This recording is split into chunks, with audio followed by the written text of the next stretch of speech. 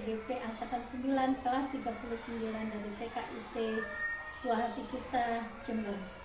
Nah, hari ini saya akan melakukan kegiatan percakapan pra-observasi.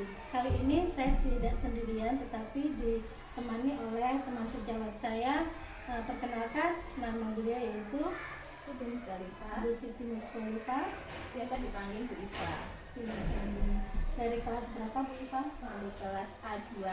Nah, hari ini saya akan melakukan kegiatan ini karena ini sebagai bentuk persiapan nantinya untuk kegiatan observasi di kelas Bu Iva. Nah, sebelumnya saya mungkin akan menanyakan beberapa hal kepada Bu Iva terkait tujuan pembelajaran, area pengembangan, dan juga strategi yang dipersiapkan Bu Iva.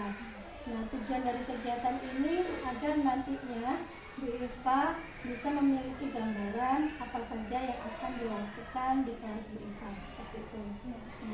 Di sini saya menanyakan untuk tujuan pembelajaran Bu Iva saat observasi itu apa saja Bu Iva? Berdasarkan rancangan pembelajaran yang sudah saya siapkan di sini ada 3 hari. Untuk yang pertama yaitu anak dapat terlibat dalam kegiatan bermain bersama dan dapat menjalin pertemanan dengan guru dan teman sebaya.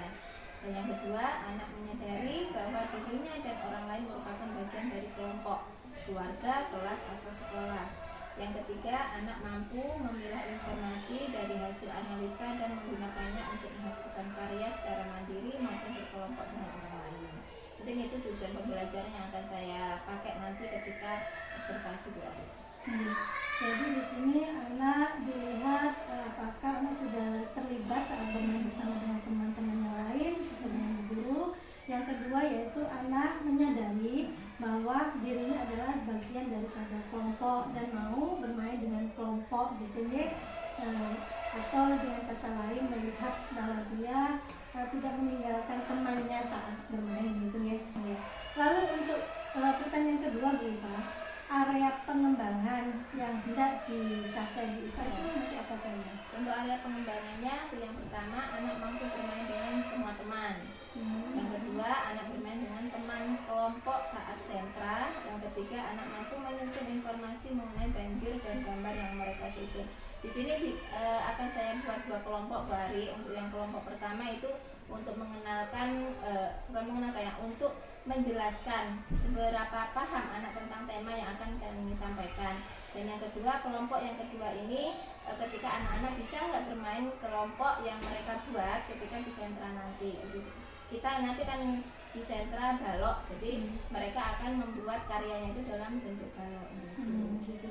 Berarti di sini area pengembangannya itu ada 2 ya, keterampilan sosial emosional mereka saat bermain, yaitu mau bermain dengan semua temannya dan juga mau bermain dengan kelompoknya saat sentra.